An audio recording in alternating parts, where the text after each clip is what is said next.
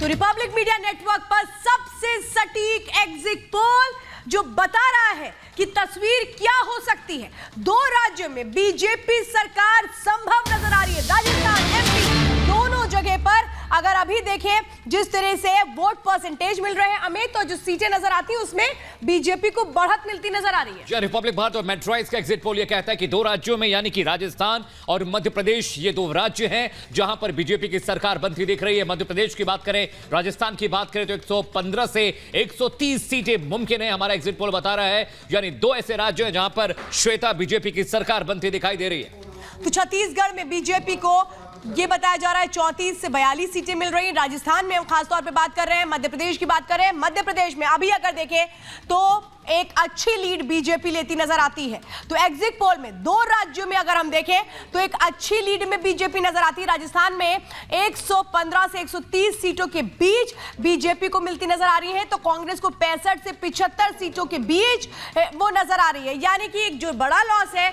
वो यहां पर राजस्थान में कांग्रेस को होता नजर आ रहा है। अगर इन एग्जिट पोल पर हम जाएं तो दो स्टेट जिसमें राजस्थान है, मध्य प्रदेश है, इसमें बीजेपी लीड लेती नजर आ रही है। यानी जो फॉर्मूला मध्य प्रदेश में अपनाया गया बीजेपी की ओर से कि 3 केंद्रीय मंत्रियों को उतार दिया, केंद्र से चेहरों को लेकर के आ गए, वो क्या स्ट्रैटेजी काम करके गई या लाडली योजना ने कमाल कर दिया? अमित, कई ऐसी चीजें हैं जो अब सवालों के ऊपर भी होंगी। श्वेता, बहुत सारे मसले होते हैं चुनाव में। जब मतदाता वोट करने जाता है तो बहुत सारी चीजें उसके जहन में होती है, क्योंकि राजस्थान में अशोक गहलोत ये दावा कर रहे थे कि एक बार फिर से सरकार रिपीट होने वाली, लेकिन इतिहास ये कहता है कि जब भी गहलोत मुख्यमंत्री रहे हैं कांग्रेस को हार का सामना करना पड़ा है, और इस बार अगर कांग्रेस आती है तो भविष्य मुश्किल में पड़ सकता है गहलोत का। अगर आंकड़ों की बात करें राजस्थान की, स्क्रीन पे हम आपको दिखा भी रहे हैं, मध्य प्रदेश के हम दिखा रहे हैं, जो अगर देखें चंबल संभाग, महाकौशल संभाग, हर एक संभाग को कैसे डिवाइड किया गया। 34 जो चंबल संभाग की सीटें आती हैं जिसमें 18 बीजेपी को मिलती नजर आ रही है, कांग्रेस को 16 और अदर्स को एक भी सीट नहीं मिली। और इसी तरह से अगर हम देखें अमित, महाकौशल में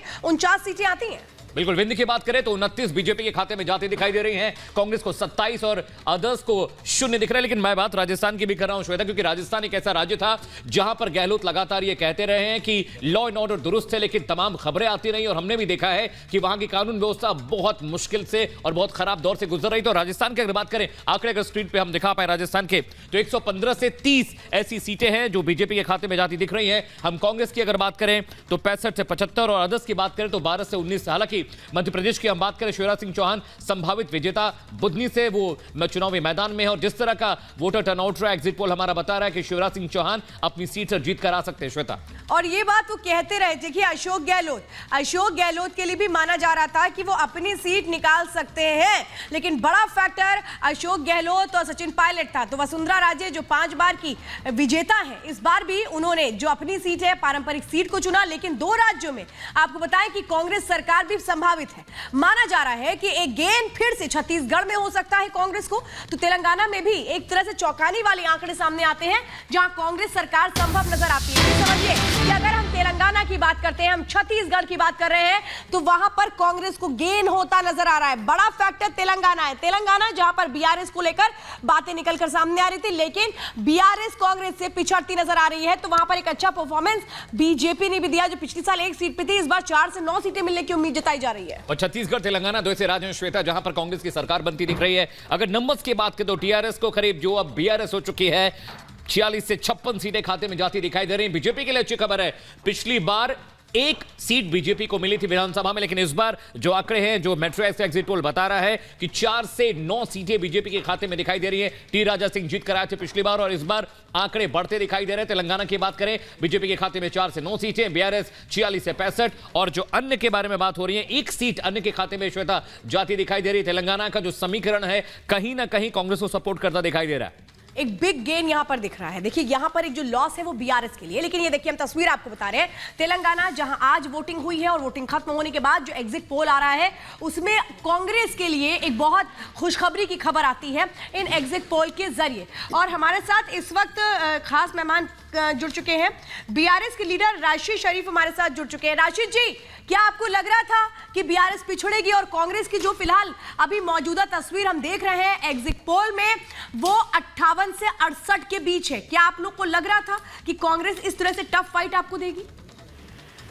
बिल्कुल नहीं मैडम, बिल्कुल नहीं लग रहा था, क्योंकि काफी हमारा देश बहुत स्ट्रांग था तेलंगाना में, हर दो काफी खुश थे और महसूस भी हो रहा था इलेक्शन में कि बीआरएस है सो अच्छे मार्जिन से है सो फिर दोबारा आएगी।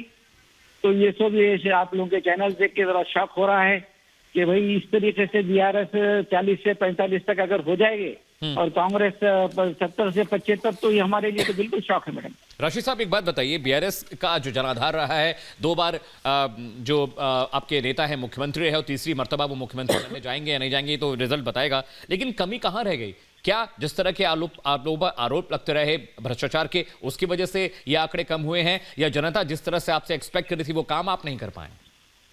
बिल्कुल सर, दो चीजें भी है इसमें, बिल्कुल सही है, बिल्कुल दो चीजें भी है इसमें। जहां तक मैं देख रहा हूं कि माइनॉरिटी जो है, मुस्लिम वोट जो है, उसको है सो हम बीआरएस में तब्दील करने में, वोट में तब्दील करने में थोड़ा नाकामयाब हुए, वैसा मेरे को महसूस हो रहा था। राशिद साहब, 2 बार से जिस तरह से केसीआर के साथ जनता रही तेलंगाना की, इस बार जिस तरह जनता छिटक कर कांग्रेस के पाले में गई है, अब बहुत सारे लोग ये भी कह रहे हैं कि बीजेपी की एक एंट्री आपके, हालांकि आप दोनों के वोटर बहुत अलग अलग हैं, लेकिन ये कहा जा रहा है कि एक तरह से वोट डिवाइड हुआ, कांग्रेस को उसका फायदा हुआ। लेकिन आपको लग रहा है कि जो ये रिजल्ट अभी एग्जिट पोल के हैं, इसके मुताबिक केसीआर जो कि हीरो ऑफ तेलंगाना थे, इस बार जनता ने उन्हें नकार दिया है? अभी तो मैडम 3 तारीख तक ठहर जाइए, जल्दबाजी करने की उतनी जरूरत नहीं है। कि उम्मीद है कि अगर एग्जिट पोल अगर आप लोगों का बता रहा है कि अगर 40 से 45 से बीआरएस आएंगी, तो हमको उम्मीद है कि शायद ये इसी से ज्यादा भी हो सकता है, ज्यादा भी हो और सकता जो है। आप बता रहे हैं कि हाँ, मैं भी मानता हूँ कि बिल्कुल नहीं, हो तो आप सके। क्या ये मान रहे हैं कि जो नतीजे 3 तारीख को आएंगे वो कुछ इस तरह से हो जाएंगे जिसमें जो ये तस्वीरें बिल्कुल उलट हो जाएगी और कांग्रेस आपसे पीछे और बीआरएस आगे हो जाएगी? अभी ऐसी आप, चूंकि एग्जिट पोल है, देखिए अनुमान है, क्या आप लोग इस स्ट्रैटेजी को भी मान के चल रहे हैं कि तस्वीर कुछ और हो सकती है? हो भी सकती है मैडम, बिल्कुल हो भी सकती है, क्योंकि अब आप जो बता रहे, तकरीबन चैनल देख रहा हूँ मैं, बता रहे हैं कि कांग्रेस आ रही है, कांग्रेस है 70 से 75 तक लेके जाएंगी। ठीक है, हो भी सकता है। ठीक है राशिद साहब, मैं आपके पास आऊंगा, हमारे साथ